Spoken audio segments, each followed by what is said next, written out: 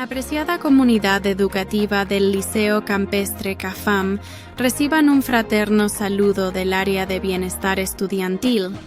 Mi nombre es Silvia, soy una orientadora escolar diseñada por IA y a partir de las estrategias psicosociales brindadas por Cindy y Piel del Mar, conversaremos sobre salud mental.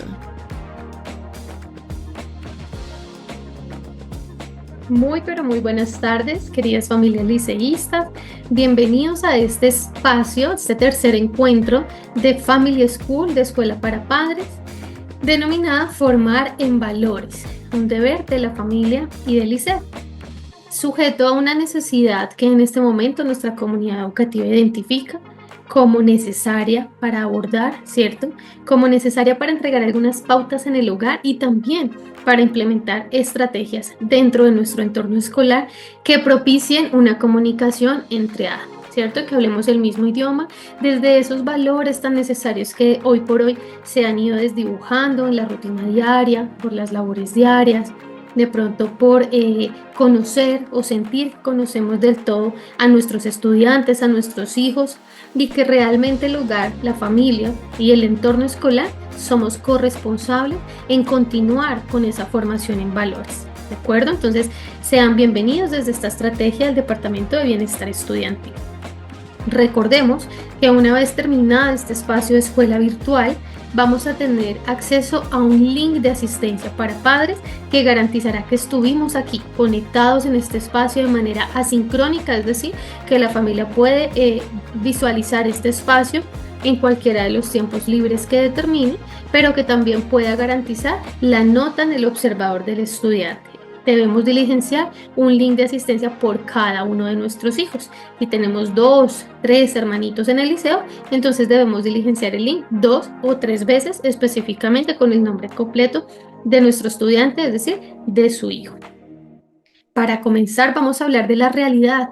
¿Cuáles son los estudiantes que tenemos hoy por hoy aquí en el liceo? Cuando hablamos de realidad, hablamos de por qué se hace necesario hablar de formación en valores.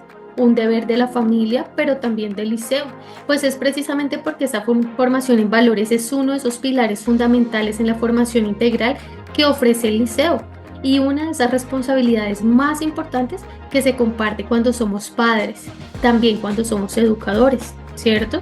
Los valores son la guía que protegen a los estudiantes, a sus hijos, contra esas amenazas del entorno que los orientan para una mejor toma de decisiones en las diferentes situaciones que deben ellos afrontar en cada etapa de la vida.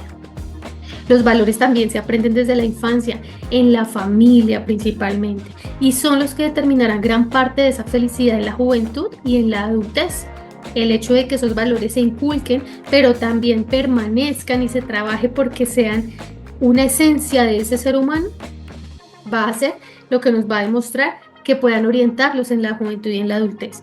Los padres de familia, ustedes, son esos primeros educadores morales y son los principales responsables de inculcar esos valores que consideran importantes para la vida, ¿cierto? No en todos los hogares se inculcan los mismos valores. Hoy vamos a hablar de algunos especiales que ojalá en esa comunicación de triada los hagamos no negociables en nuestro hogar, no negociables en nuestra familia. Es decir, que por lo menos esos nosotros estemos conscientes que debemos inculcar en el hogar y seguir fortaleciendo en el entorno escolar por parte de nosotros, la comunidad educadora. Los niños aprenden especialmente del ejemplo, que es lo que ven en casa. Consideran esos valores importantes en sus hogares. Empecemos a trabajarlos y a fomentarlos. Esa es la realidad que tenemos el día de hoy. La importancia de la familia en la formación en valores. ¿Qué rol tiene esa familia? No conformada solamente por padre, por madre.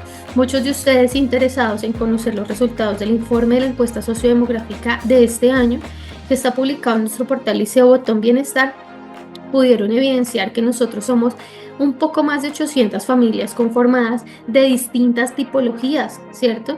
Que generamos todas un tejido social dentro del colegio y ese tejido social o esa pequeña sociedad comparten sus hijos todos los días por muchos años de su vida, de hecho por una de las etapas del desarrollo más importantes que es la primera infancia, la niñez, la juventud, la adolescencia y la adultez temprana. casi que la etapa más importante, productiva y útil del resto de la vida, la que nos genera las bases, la raíz y el tronco de ese árbol para la vida. Y la importancia de la familia en esos valores precisamente que inculquemos, precisamente están relacionados con los que estamos evidenciando acá, ¿cierto? Estos son algunos que esperamos no sean negociables en sus hogares. El respeto, el amor, la empatía, la confianza, la honestidad, la solidaridad, la responsabilidad y la gratitud. Ya vamos a irlos hablando más adelante. Importante tener en cuenta lo siguiente: los valores se aprenden desde la infancia. En la familia, los padres son los primeros esos educadores morales, y que los niños aprenden del ejemplo, no solamente de la palabra, no de la cantaleta, no de la sanción y el castigo, no del estímulo o la recompensa, no, aprenden de lo que sienten, perciben, reciben también ellos mismos y pueden observar en el comportamiento de esas 5 personas más allegadas en su entorno familiar, ¿de acuerdo? Entonces es a través del ejemplo. El rol del colegio ahora en esa formación de valores. El liceo propende siempre apostarle a estas 3 metas: a que generemos un entorno educativo que fomente la formación en valores, como lo vemos con las diferentes estrategias institucionales que como docentes, directores de curso, proyectos de grado, actividades desde el gobierno estudiantil, ¿cierto? Bienestar estudiantil en su totalidad, conformada por orientación humana, escuela para padres, enfermería, orientación humana, ¿cierto? Bienestar egresados y demás.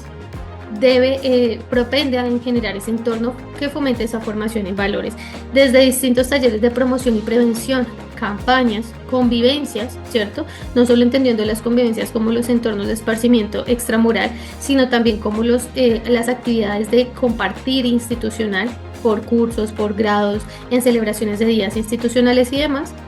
Además de las clases regulares dentro del currículum en ética, ¿cierto? Actividades diarias dentro y fuera de la clase que a su vez son lideradas por los representantes de curso, representantes de padres también algunas veces, y por los directores de curso propiamente. Vamos a hablar sobre los valores clave que nos hacen perfil liceísta en el colegio, ¿cierto? ¿Cuáles son esos valores clave? Entonces, hablamos del respeto. El respeto, ¿cómo? El respeto a uno mismo, a los demás y al medio ambiente. Recordemos que cuando hablamos de respeto es aceptar las diferencias que tienen los demás y el rechazo total a la discriminación de cualquier manera. Yo no solamente discrimino cuando verbalizo que no quiero estar cerca de alguien, o cuando incito que mi grupo de amigos no esté cerca de alguien o no participe en las actividades o involucre a alguien en especial. No, yo también discrimino con una mirada, con un gesto, con un lenguaje corporal, ¿verdad? También discrimino cuando genero rechazo y yo mismo me aíslo.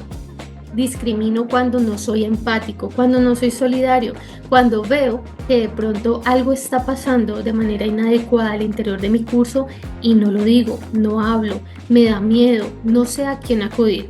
También estoy haciendo parte de este canal de rechazo. Pero muchas veces decimos, ¿por qué?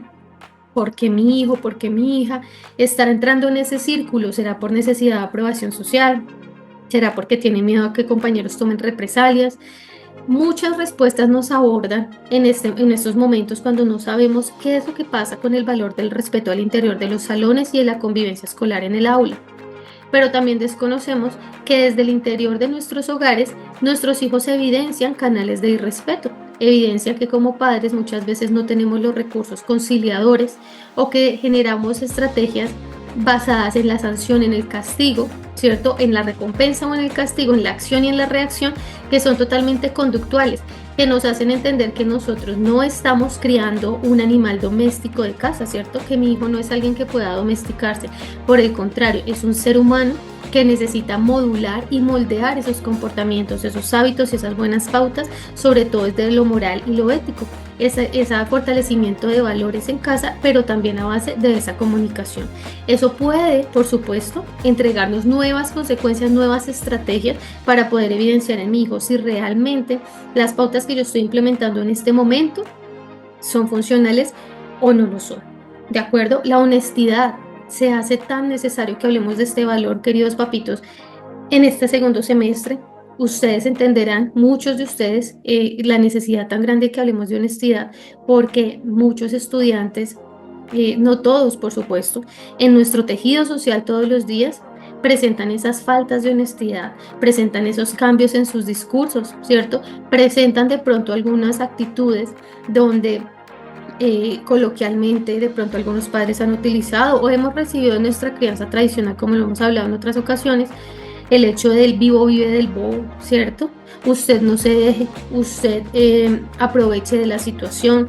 Si de pronto estoy en un hogar donde se da prioridad sobre todo a las cosas materiales por encima de quien las merezca, quien las necesite, quien trabaje por ellas, ¿cierto? Pues entonces ese valor de la honestidad empieza a tambalear un poquito, y en ese momento de carencia o de yo quiero eso que no he podido obtener, pues de pronto me apropio de algo que no me pertenece. Y no solamente se habla de honestidad cuando hablamos de practicar esa verdad en torno a las pertenencias de los otros compañeros, ¿cierto? De objetos personales y demás, sino cuando hablamos también de la justicia, de ser justos con nosotros mismos, pero también con los demás. Cuando yo necesito aprender a reconocer que tuve parte de responsabilidad en algo que estuvo mal y aprender a decir no, pero también aprender a decir sí, me equivoqué, estoy dispuesto a poner la cara, a asumir por lo que está sucediendo. Todo eso es cuando se habla de honestidad, todo eso lo involucra. Cuando hablamos de solidaridad, ayudar a los demás y preocuparse por el bien común. En el liceo se han evidenciado algunas necesidades de fortalecimiento en este valor, por supuesto, de solidaridad, de género, ¿cierto? Entre las mismas estudiantes generan rivalidades incongruentes, incoherentes, innecesarias por el hecho de ser mujeres. ¿Cómo es posible que entre nosotras mismas, y me incluyo por ser mujer, pero entre las mismas niñas o estudiantes, primaria, bachillerato, generemos ambientes hostiles, agresivos, poco solidarios con nuestro género al interior del aula, ¿cierto? Que seamos frutos de comentarios denigrantes, despectivos, que tengamos tan poca pertenencia e identidad que me haga a mí pensarme que estoy por encima de otra compañera, o de discriminar, rechazar, criticar, burlar, ¿cierto? Cuerpos, rasgos físicos, carencias, dinámicas familiares, secretos, motivos personales, calamidades, situaciones de salud. ¿Cómo es posible que estudiantes entre ellas mismas generen entornos hostiles de discriminación y de odio frente a una situación de calamidad, de salud crónica, de situaciones muy delicadas al interior de la familia de otra estudiante, ¿cierto? Hablamos de solidaridad también de género cuando entre los mismos estudiantes chicos se generan esos ambientes de odio, de rechazo, de competencia desleal, de grosería, ¿cierto? De vulgaridad en contra de ellos mismos. Hablamos de solidaridad cuando nos preocupamos por el bien del otro, pero también del nuestro. Nosotros vivimos aquí en una casa común. Es como si viviéramos compañeros de apartamento, compañeros de cuarto, compañeros de casa, 800 y un poquito más de estudiantes, sus familias que ocasionalmente asisten día a día al colegio, y funcionarios, profesores, servicios de limpieza, de aseo, todo el personal de apoyo y asistencia para los estudiantes.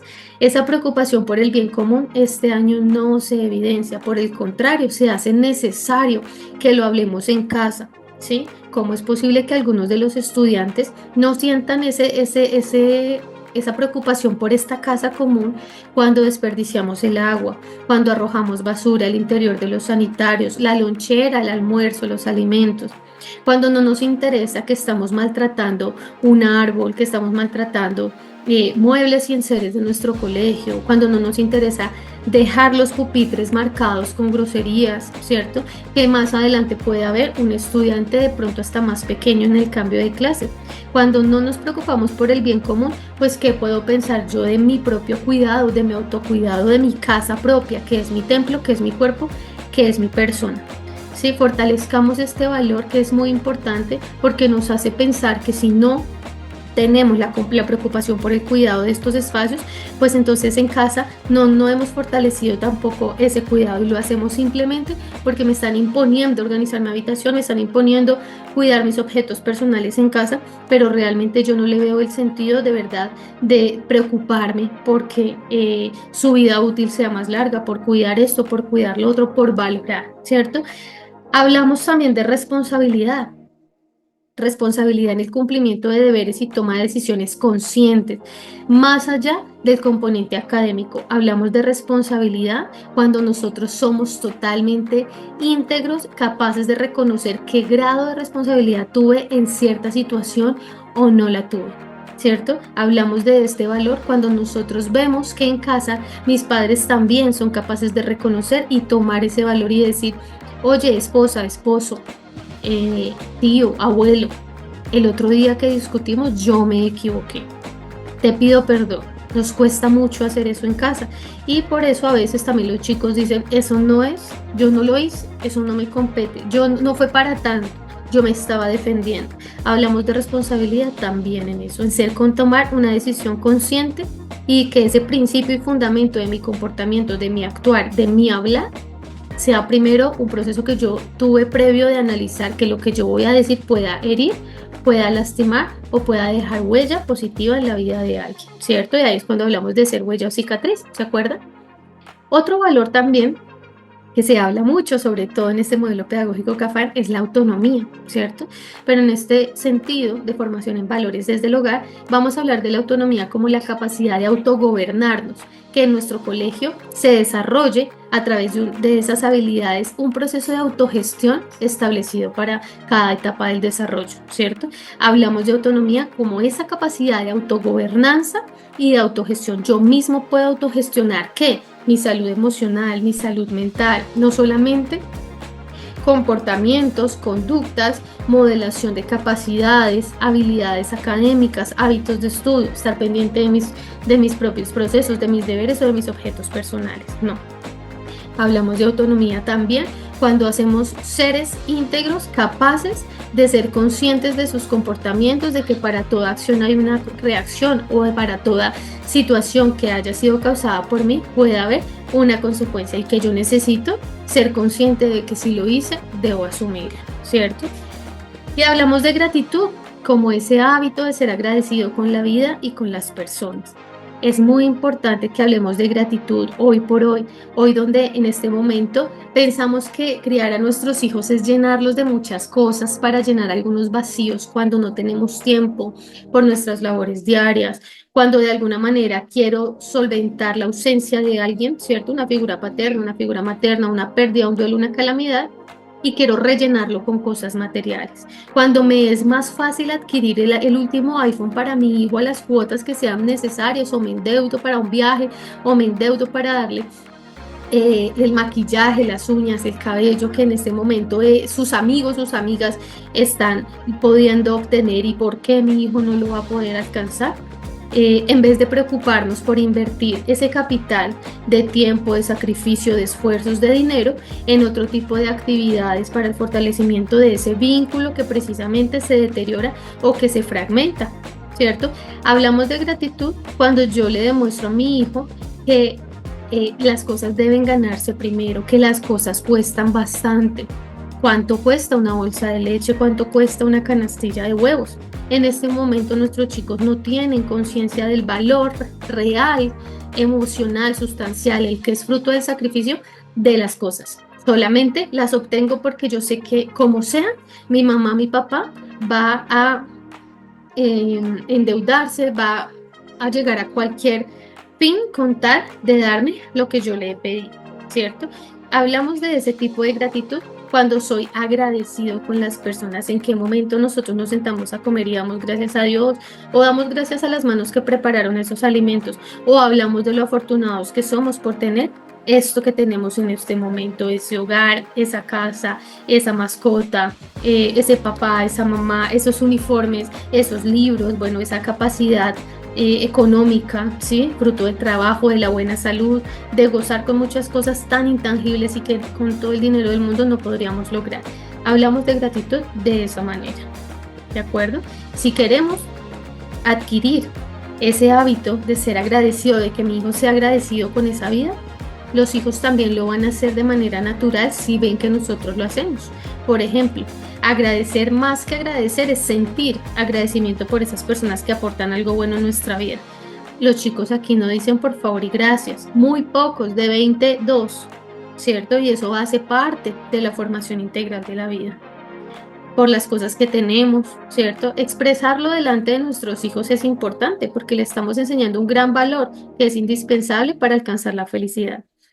Toda esta formación en valores es un proceso continuo que requiere compromiso tanto de los padres como de todos los educadores. Es una inversión que vale la pena hacer, que contribuye a la formación de buenos seres humanos, honestos, responsables, solidarios y por ende autónomos. Ese proceso continuo en valores va a hacer que yo pueda responderme a la siguiente pregunta: ¿quién será mi hijo en la adultez y para la sociedad?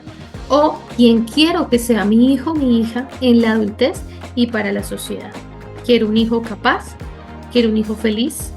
¿Quiero un hijo estable, ¿cierto? Emocionalmente inteligente, con capacidad de resolver, de conciliar? ¿Qué tipo de hijo quiero yo en esa adultez y para continuar tejiendo ese contexto o ese marco social? Por lo tanto, algunas recomendaciones para formar en valores a estos niños y jóvenes. El ejemplo es el mejor maestro. Los niños y jóvenes aprenden especialmente de lo que observan en la casa y en el colegio. Por eso es muy importante que tanto padres como docentes, como educadores, seamos testimonio de esos valores que queremos transmitir y que queremos inculcar. Hablamos más con nuestro actuar que con nuestro hablar. Hablar de valores, hablarles de valores es muy importante. ¿Se acuerdan que en nuestras generaciones anteriores de verdad era un tema muy importante de diálogo? Se ha ido desdibujando. Damos por hecho que el colegio lo hace, damos por hecho que entre ellos mismos adquieren esa capacidad de hablarlo. Resulta que no, resulta que lo dejamos como último recurso cuando vemos que hay otras cosas que se están desbordando, ¿cierto? Que se nos están saliendo de las manos. Entonces es importante que hablemos con nuestros niños, con nuestros jóvenes sobre qué son los valores, por qué son importantes, explicarles la razón de ser de un valor y orientarlos sobre la manera de ponerlos en práctica, hacerlos no negociables en nuestro hogar, ¿sí?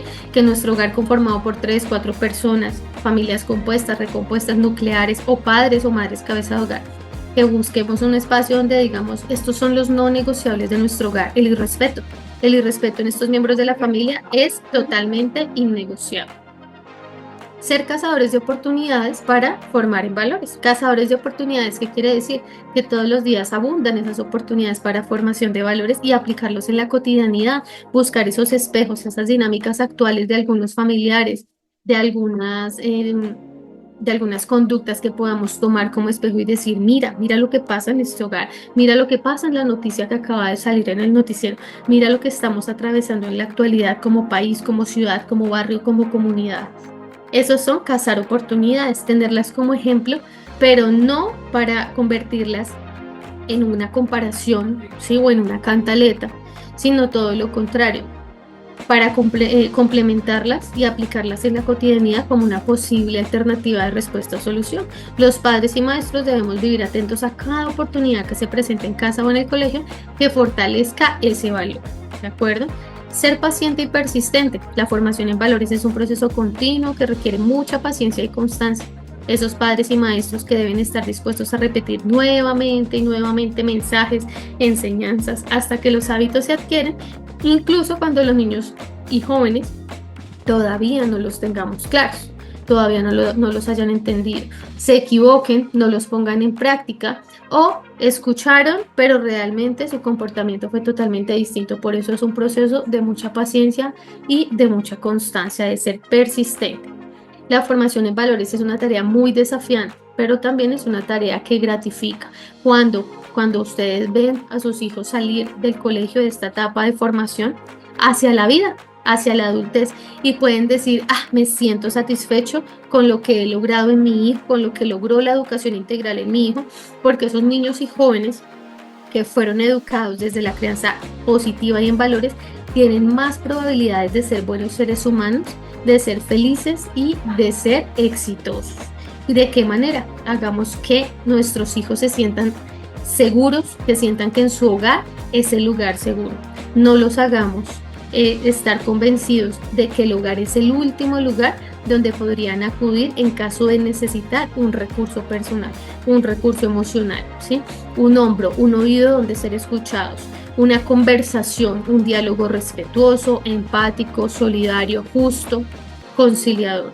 Por el contrario, su hogar, su casa, esa que usted tanto pone bonita todos los días, esa que con tanto esfuerzo usted paga o usted hace que se vea siempre como eso, como un hogar, sea el lugar más seguro para su hijo, sea el primer lugar al que su hijo acuda cuando necesita acompañamiento, cuando se sienta desbordado. No permitamos que el lugar seguro de nuestros hijos sean los hogares de sus compañeros o sean sus propios compañeros, sus amigos externos, incluso su colegio. Su colegio propende ser un hogar seguro, claro, un entorno saludable, un entorno, un ambiente sano y protegido, pero no el primero. El hogar debe ser siempre el lugar más seguro para nuestros hijos.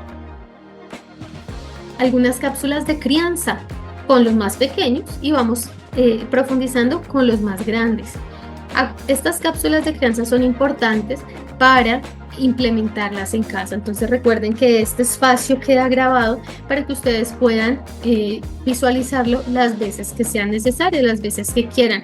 Estos hogares de pronto que funcionan de manera separada, ¿cierto? Si de pronto este espacio lo puede hoy ver mamá y hoy en 8 días lo puede ver papá en su tiempo libre, cuando esté con su hijo, cuando comparta con su hijo o quiere volver a repasar algunas de las cápsulas que hablamos hoy, por supuesto lo pueden volver a hacer.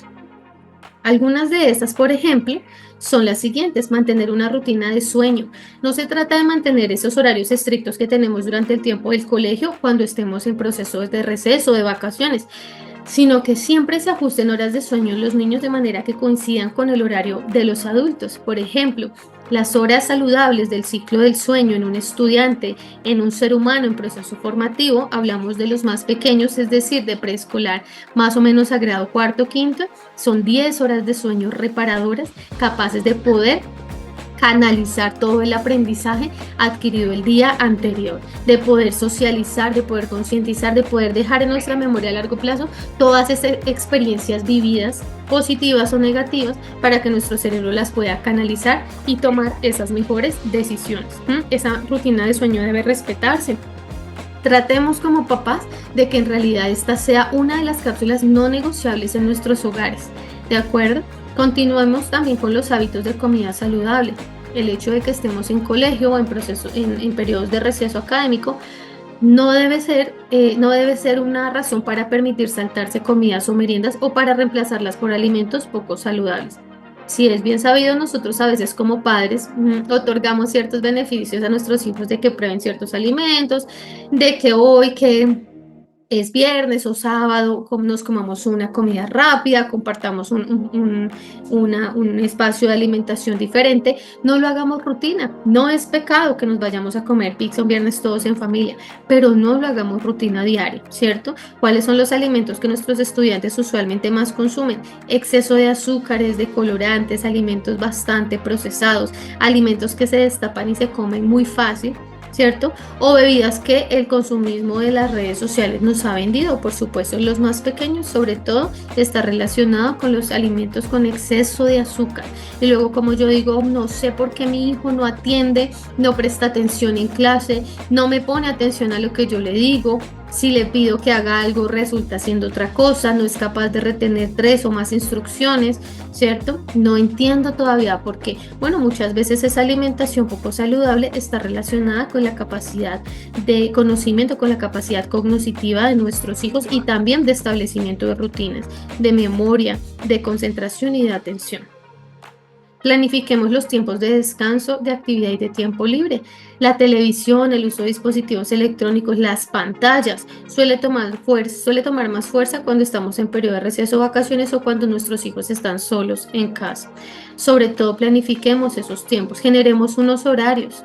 ¿Sí? Nuestros estudiantes, los más pequeños, en realidad el consumo de pantallas o el acceso a este tipo de dispositivos debe ser muchísimo más regulado que con nuestros hijos más grandes.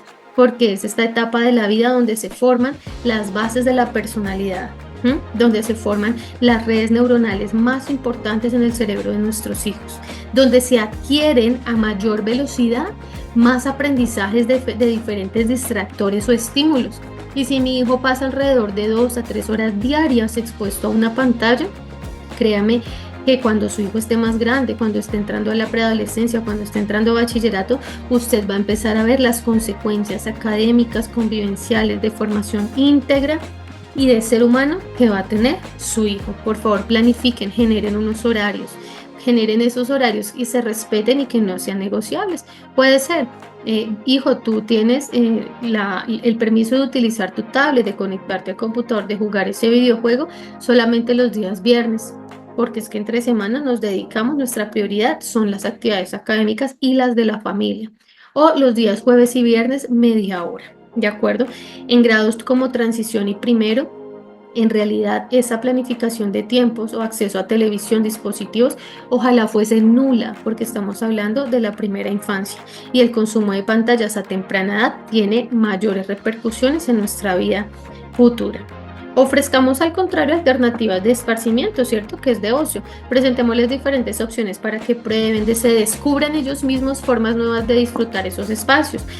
Si yo solamente le digo a mi hijo, ¿qué deporte quieres practicar? ¿Te llama la atención el fútbol? No, entonces mejor la natación. No, entonces mejor no. Nosotros no pedimos permiso a nuestros hijos. Los hacemos partícipes en las decisiones del hogar, por supuesto, pero también les permitimos a ellos que descubran si tienen nuevos talentos, nuevas habilidades o si son capaces de disfrutar actividades que antes no lo hacían o no las disfrutaban. ¿Y eso cómo se logra?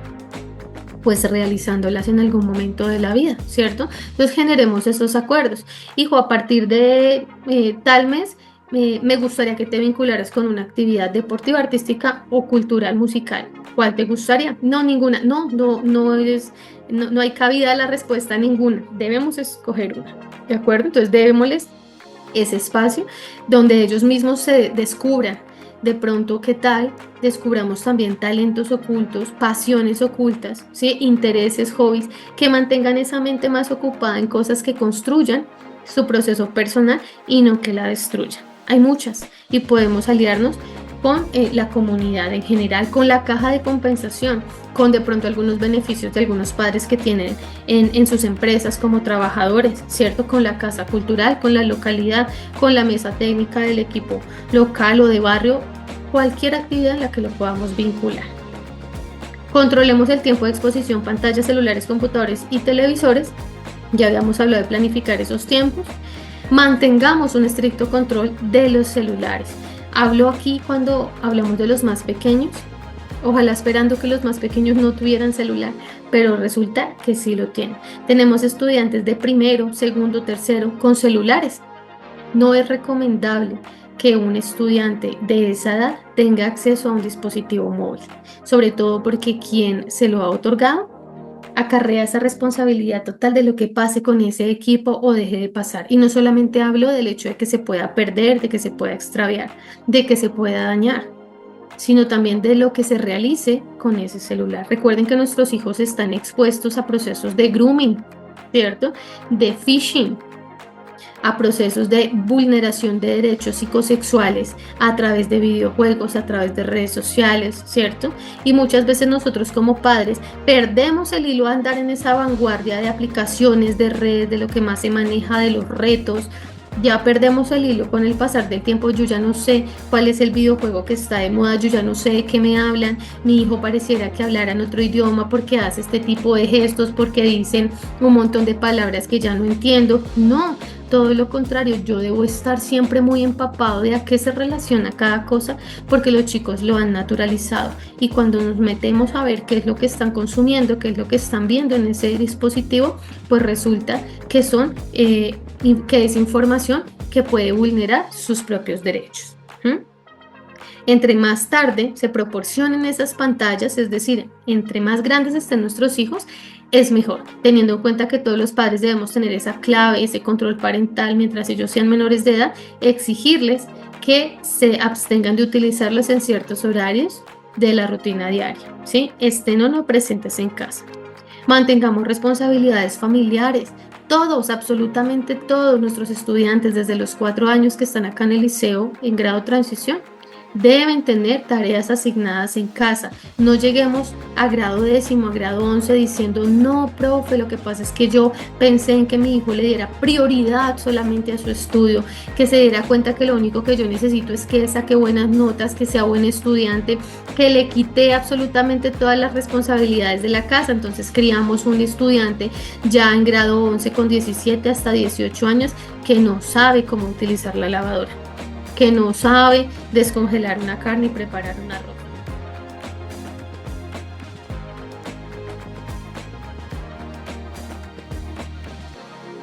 Otra de esas cápsulas de crianza, mantener responsabilidades familiares. Es importante que inculquemos en nuestros hogares esas tareas de casa rutinarias, esas responsabilidades que durante todo el año tengan asignadas en la cotidianidad, ¿cierto? En el quehacer del hogar, pero que se conserven también en periodos de vacaciones o de receso.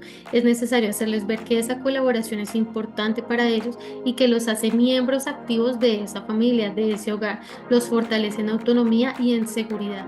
Ustedes no saben cómo ese involucramiento de tareas de la casa designadas a nuestros hijos hace parte del fortalecimiento de su autoestima, de su autoconcepto, de su autoconfianza, de la capacidad que ellos desarrollan de ser conscientes que son buenos haciendo algo porque lo han aprendido a hacer y con el tiempo se han vuelto expertos.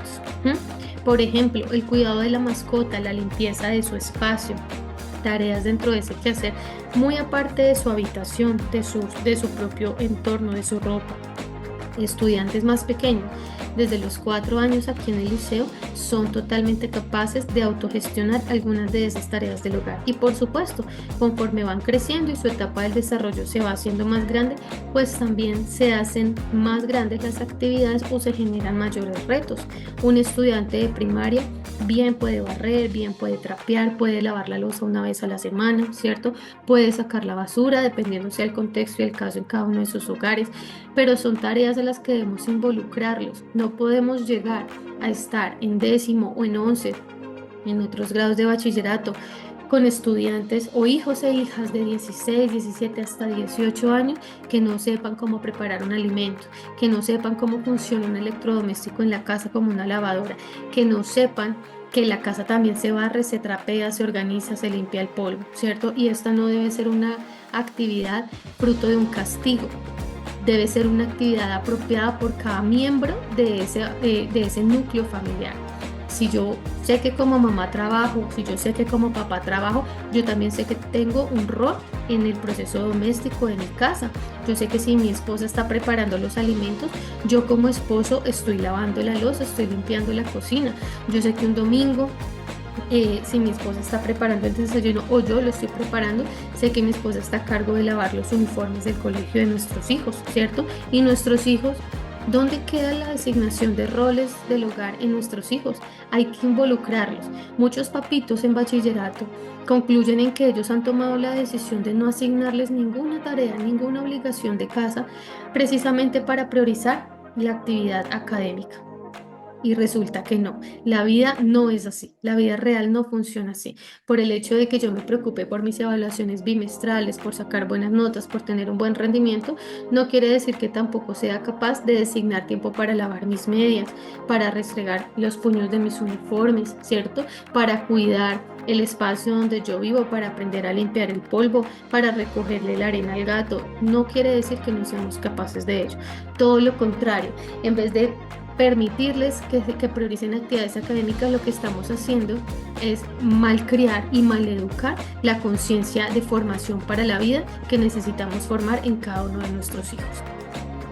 Respetemos los límites, es ese punto tan imprescindible que nosotros los respetemos, nosotros como papás, nosotros como educadores, pero también nuestros hijos como hijos, que se respeten esos límites y esos acuerdos que se han generado. Que la vida real tiene normas, que tiene reglas y que los límites tampoco se van de vacaciones. Los límites o las reglas de la vida no salen a descansar los sábados y los domingos. Siempre para la vida real allá afuera van a haber escenarios de respetar ciertas normas, ciertos límites, ciertas reglas a las que nosotros debemos apropiarnos como seres humanos. Si nos flexibilizamos en ese sentido, pues no seríamos coherentes con el deseo que tenemos como papás de formar niños con regulación emocional y comportamental, aprender a escuchar un no como respuesta y estar completamente estable para asumirlo, para recibirlo y para quedarnos con eso y explorar otra alternativa de solución. Pero nuestros estudiantes están llegando a grandes edades donde ese no es completamente irracional, es completamente innegociable. Yo no he recibido un no en mi casa, entonces cuando me lo dan en otro lugar, no entiendo, no sé cómo procesarlo, me desbordo emocionalmente y no controlo mis emociones o mis comportamientos con los demás. Son niños que puedan enfrentar los retos de la vida y empiezan desde ahora, desde los más pequeños. Favorezcamos los juegos que conlleven interactuar con otros niños y que fomenten la actividad física. Esto va a contribuir con potencializar el desarrollo de esas habilidades sociales, esa resolución de conflictos y esa autorregulación. Además, va a ayudar a que nuestros hijos no gasten energía en esas cosas que no necesitan, más bien que la gasten en esas actividades que generen esas habilidades y duerman mejor en la noche, tengan un sueño reparador, tengan un ciclo de sueño mucho más adaptado y rutinario. Dediquemos tiempo a fortalecer los vínculos de la familia. Las vacaciones son un momento propicio para realizar actividades de ocio en familia, los fines de semana, los periodos de receso y descanso, pero también la rutina del día a día. Debemos prestar una atención positiva a nuestros hijos, compartamos con ellos y generemos espacios de diálogo y sobre todo de conocimiento. Conozcamos quiénes son ellos, cómo han cambiado. Nuestros hijos no son los mismos que nosotros educamos antes de que entraran al colegio y por supuesto no van a ser los mismos que se van a graduar. Todo el tiempo están en constante cambio. Lo que antes le gustaba a mi hijo, que yo pensé que le gusta todavía, ya no le gusta. Entonces pongámonos en ese espacio que nos permita escuchar, comunicar y también conocer un poco más a nuestros hijos. Establezcamos también medidas de autocuidado y por eso lo pongo ahí de primeras, pero lo nombro de últimas para poderlo profundizar. En la prevención en relación al desarrollo psicosexual de nuestros niños, recordemos que hay algunas medidas de protección que podemos hablar de los secretos buenos y malos para entregarles estrategias de autocuidado en la vulneración de derechos, de su intimidad, de su integridad o de su desarrollo sexual, ¿cierto? Usemos los nombres propios de cada parte del cuerpo, incluidos los genitales, por favor. Cuando les ponemos apodos, dibujitos, palabritas cariñosas, nuestros hijos perciben que esa parte del cuerpo o es prohibida o no se puede hablar en público de ella o invalidamos la importancia que tiene hablar de ello y cuidarla, ¿cierto? Y estamos más expuestos como niños a que esas situaciones puedan ser vulneradas y yo como hijo o hija no sepa reconocer en qué momento estoy siendo atacado, agredido, abusado, vulnerado, ¿cierto? Discriminado, rechazado. No, utilicemos los nombres de las partes del cuerpo como son, oreja como oreja, vagina como vagina, genitales como genitales, etc. Resaltemos esa importancia de lo que es público y también de lo que es privado, de lo que yo puedo compartir con otro compañero, de lo que no puedo, ¿cierto? Porque atravieso ese espacio personal de la otra persona, esa parte de su cuerpo que en realidad debe protegerse, insistiendo que sus partes íntimas son íntimas, por tanto pueden mostrarlas ni mirarlas de los demás, no las pueden mostrar ni mirarlas de los demás. La única excepción que tengan es que sean ustedes como padres y el médico afuera cuando lo consideren necesario. Eso es muy importante. Los chicos desde transición, primero, segundo, están recibiendo estímulos que van totalmente en contravía con esto que les acabo de indicar. ¿A través de dónde? A través de la música, ¿cierto? De las letras de las canciones que ellos cantan, de las series o programas de televisión a los que tienen acceso y que no están permitidos para su edad, ¿cierto? A través de comunicación familiar que ha sido carente, o sea, falta de esa comunicación o exceso también de compartir cierta información de la familia a oídos de nuestros hijos más pequeños. Mostremos también interés por esa vida cotidiana, por los cambios de su cuerpo, ¿cierto? Por esos secretos. Ayudémosles a que ellos también establezcan límites de su propio cuerpo, que usen una palabra o una frase clave como una señal de alerta con ustedes, con alguien con los que se sientan inseguros o incómodos en cualquier lugar. ¿De acuerdo? Y dialoguemos cómo deberían actuar en caso de que se presentara una situación que coloque en riesgo su bienestar.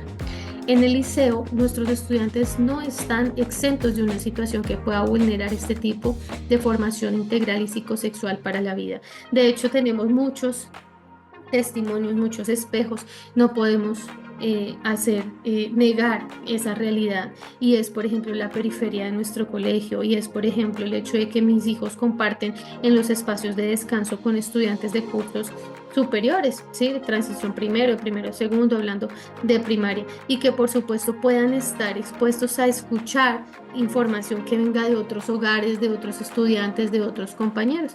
Hablemoslo antes en casa para que cuando eso suceda nuestros hijos sean capaces de identificar esa alerta y decir, oh, de esto yo sé que en mi casa no se puede hablar, no se puede dialogar, esto no lo puedo recibir, esto es un secreto malo, porque ya sé, ya lo he dialogado, mis padres ya me lo han enseñado. Antes de ir con los tips de crianza, con las cápsulas de crianza de los más grandes, quiero quedarme compartiéndoles el siguiente video. Buenos días. Buenos días. Hola, David. Hola. Muy bien. Lo cité para hablar sobre el comportamiento de David. Una mamá de la escuela le mandó esta carta. ¿Para mí? Sí, es de la mamá de Rodrigo. Supongo que David ya le habló de él. Pues sí, me ha comentado algo alguna vez. Rodri es un niño muy tierno. Viene de otra escuela, es muy tímido y cuando se organizan juegos, los otros niños no lo invitan a sus equipos. Y pues David algo tiene que ver con esto. ¿Así? Por eso la mamá de Rodrigo le mandó esta carta. ¿Qué dice mamá? Señora Naya, usted no me conoce.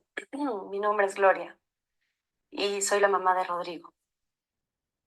Primero que nada, me gustaría felicitarla por su hijo. Siento que David es un niño con un gran corazón. Y a través de su amistad le ha cambiado la vida a mi hijo Rodrigo. Tenía mucho tiempo que no veía a Rodrigo tan alegre y tan emocionado de tener un nuevo amigo. Yo creo que todo lo que una hace por los hijos se nota. Y estoy segura de que David es un reflejo de todo su amor, dedicación y empeño. Atentamente, Gloria. ¿Estás bien, mamá? Estoy muy bien, mi amor. ¿Ya nos podemos ir? Claro. Ya. Estoy encantada.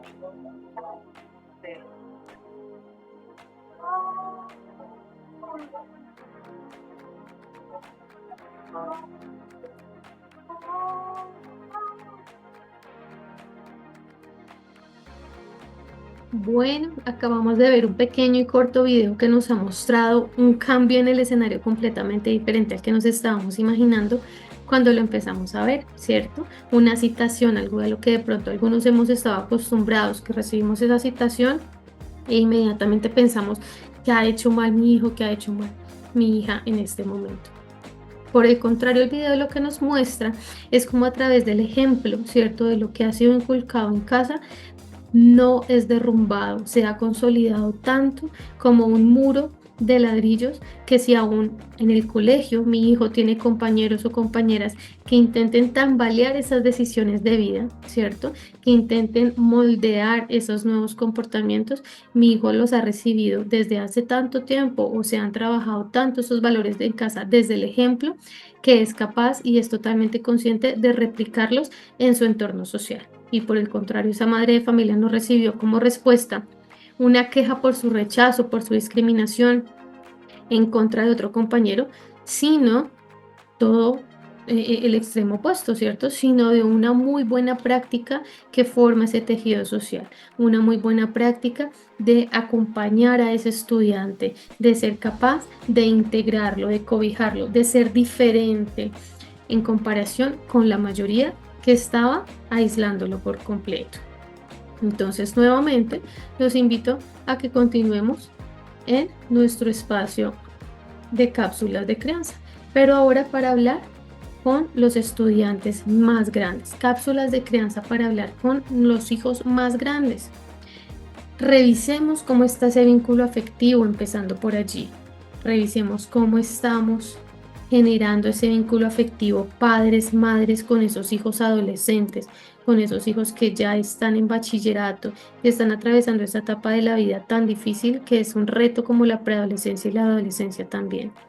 ¿Cómo revisamos ese vínculo? Asegurémonos que sepamos nosotros cuánto amor recibimos de su parte, pero también nuestros hijos cuánto saben que los amamos. ¿Se los decimos diario o se los demostramos diario? Nuevamente, reitero, no con ese costal lleno de cosas innecesarias, de cosas materiales, de momentos que han sido fruto de una transacción. No, todo lo contrario, de los espacios que compartimos en familia, de esos límites sanos establecidos, explicando por qué los estamos poniendo, de que conozcamos sus gustos, sus miedos, lo que les preocupa, lo que les interesa, lo que les motiva, lo que los apasiona. Prestemos atención a ese estado de ánimo, a esa tristeza, a esa ansiedad, a ese retraimiento, a ese aislamiento y en general a todas esas condiciones emocionales que atraviesen nuestros hijos a lo largo de esa adolescencia. Si notamos que están teniendo cambios en ese comportamiento, dialoguemos con ellos, pero no dialoguemos de una manera invasiva, interrogatoria, cuestionable. No, sin juzgar, solamente notemos esos cambios e empecemos a indagar qué es lo que los lleva. Recuerden que nosotros también en algún momento fuimos adolescentes y que las situaciones que nos agobiaban pues no son las que nos agobian ahora como adultos, como padres. Entonces no minimicemos esos problemas, no invalidemos sus estados de ánimo, no digamos, ay, eso no es para llorar, eso no es para tanto, eso no es para preocuparse. Yo por esa situación no me estaría queriendo quitar la vida o poniéndome ansioso o generando, estableciendo pautas que me afecten emocionalmente tanto. Intentemos dialogar primero con ellos y busquemos, de ser necesario, ayuda de un profesional en salud mental. Busquémoslo cuando es oportuno, cuando es una primera alerta y no cuando en realidad ya no sepamos qué más hacer y nuestras estrategias se hayan agotado. Potenciemos las actividades en familia, al aire libre, motivemos esa práctica de algún deporte, de alguna actividad de esparcimiento saludable, de aprovechamiento de ese tiempo libre, vinculándolos a alguna escuela deportiva, cultural, artística. Permitámosles que ellos mismos se descubran. A su vez, como lo hablamos en las cápsulas de crianza con los más pequeños, permitámosles a ellos que propicien espacios donde se reconozcan y donde descubran que tienen de pronto talentos ocultos, practicando actividades que antes no lo hicieron jamás o que no habían tenido interés por ellas. Entre más ocupaditas de la mente de mi adolescente en actividades saludables de tiempo libre, menos van a ser las puertas abiertas a las que estén expuestos como factores de riesgo psicosocial asociados a baja autoestima, conducta suicida, a consumo de sustancias, ¿cierto? A hábitos de riesgo en redes sociales, en internet, o a la falta de construcción de habilidades para la vida, salud mental, emocional, autoconcepto, trastornos de conducta alimentaria, entre otros muchos factores de riesgo. Procuremos que los factores protectores sean mucho más que los de riesgo. Si pusiéramos en una balanza cuántos factores protectores le permito yo a mi hijo o hija más grande que tenga acceso de aprovechar sanamente ese tiempo libre, frente a cuántos le está poniendo el entorno social en los que puede realmente tener una conducta de riesgo. Siempre procuremos que la balanza se incline a los protectores. Otra cápsula, promovamos horarios adecuados de sueño y alimentación, verifiquemos, generemos constancia. Como mamá, como papá, me consta que la alimentación de mi hijo, de mi hija es la adecuada. La gran mayoría de nuestros estudiantes más grandes tienen un consumo excesivo y totalmente innecesario de alimentos que no construyen para nada sus hábitos adecuados de sana alimentación, de nutrientes, de vitaminas que les promueva un crecimiento, un desarrollo adecuado. Si desayunamos con bebidas energizantes, cuando vamos a preguntar, no, mis padres me lo han comprado en el mercado, créame que no hay ninguna bebida, por más que la venda el comercial, por más que le salga en redes sociales, energizante, hidratante, que promueve una sana alimentación, que no sean las bebidas naturales o el agua incluso. No nos dejemos llevar por ese consumismo, por esa metodología de consumismo irracional y de darle gusto a nuestros hijos con algo que realmente no necesitan. Tratemos de postergar lo que más podamos ese tipo de alimentación. Muchos de nuestros estudiantes están estableciendo primeras señales o indicios de conductas de riesgo en la alimentación. Desechamos alimentos que traemos de casa, no los comemos, nos cohibimos de alimentarnos durante periodos largos de tiempo y luego llegamos a la casa a devorarnos todo lo que hay en la alacena. Entonces, cuando el padre de familia ve eso, dice, no, mi hijo se alimenta súper bien, él come muchísimo, llega con mucha hambre del colegio. Pues claro, él mismo se ha cohibido. Esto pasa sobre todo en las estudiantes de grados superiores, sobre todo pasa en las niñas. Se han cohibido de comer todo el día. Ellos mismos generan esos procesos de alimentación y castigo cuando tenemos señales, indicios de trastornos en esa conducta alimentaria. Y esto a largo plazo se vuelve crónico, difícil de solucionar. Ya nos toca buscar una ayuda profesional. Entonces promovamos esos hábitos adecuados, pero también verifiquémoslos, que quedemos totalmente seguros que mi hijo, mi hija está durmiendo las horas necesarias y también está alimentándose adecuadamente. Otra cápsula de crianza, mantengamos un estricto control de celulares.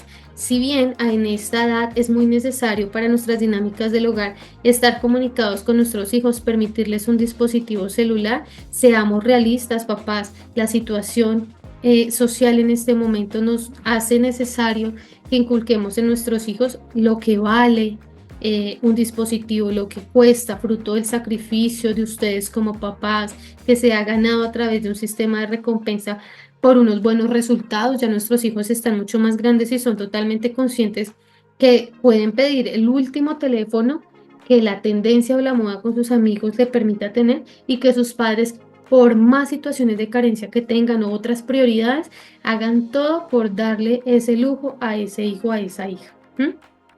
Al contrario, tengamos un estricto control de esos dispositivos. Debe ser el último de los regalos que los padres hagan a sus hijos adolescentes. Permítale tener otro tipo de regalos y cuando ya sea totalmente difícil de mantener ese celular en la vida de sus hijos por estar comunicados, porque lleguen solos a casa, por estar mirando si llegan de la ruta a su casa juiciosos, por la dinámica que sea, pues entonces propongamos un horario de esa utilización. En preescolar y primaria, un celular lo único que puede hacer es causar daño. Entre los hijos más grandes, hay que tener procesos de diálogo y de corresponsabilidad. Mantenga usted siempre un control parental, conozca esas claves y contraseñas, sepa identificarlos. ¿De acuerdo? Limite ese uso de pantallas porque es muy importante que esos dispositivos electrónicos estén fuera de la habitación mientras ellos descansan. Para ir finalizando nuestro espacio de cápsulas de crianza con esos hijos e hijas más grandes, recordemos compartir esas responsabilidades del hogar. En esa edad y etapa del desarrollo en la que están nuestros hijos adolescentes, es importante que tengan asignadas tareas en el hogar, tanto mamá, papá, acompañantes, cuidadores e hijos también. Fortalezcamos su autoestima, queridos padres de familia. Es importante hacerles saber a nuestros hijos no solamente las expresiones de amor y de cariño a través de suplir esas necesidades básicas diarias, ¿cierto?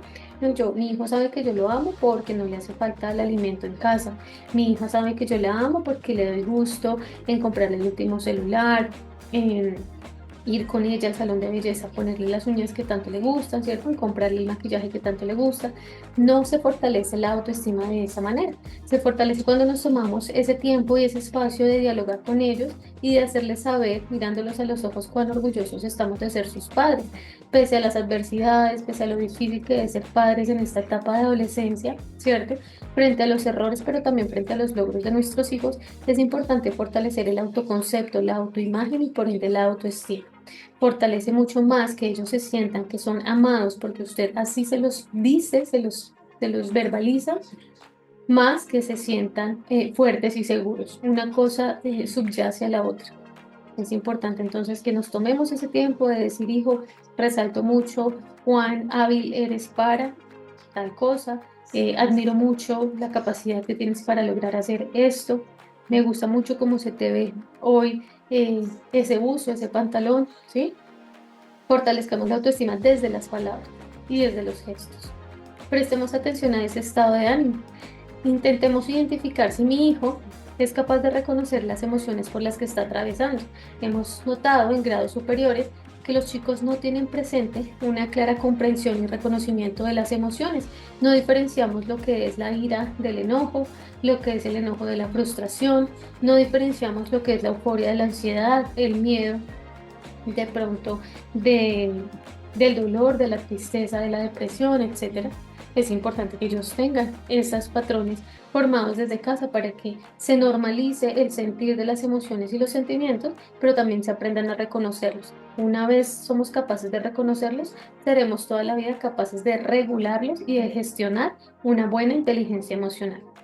Conversemos a tiempo sobre sexualidad. Es importante también que nos sentemos con nuestros hijos a dialogar sobre lo que significa la expresión de la sexualidad, la práctica sexual, el inicio de la vida activa sexual en mi hijo adolescente, pero sobre todo la capacidad de tener ese pensamiento muy claro, muy maduro y muy compartido frente a lo que tiene que ver con nuestra identidad y nuestra orientación sexual. Es importante que lo conversemos a tiempo.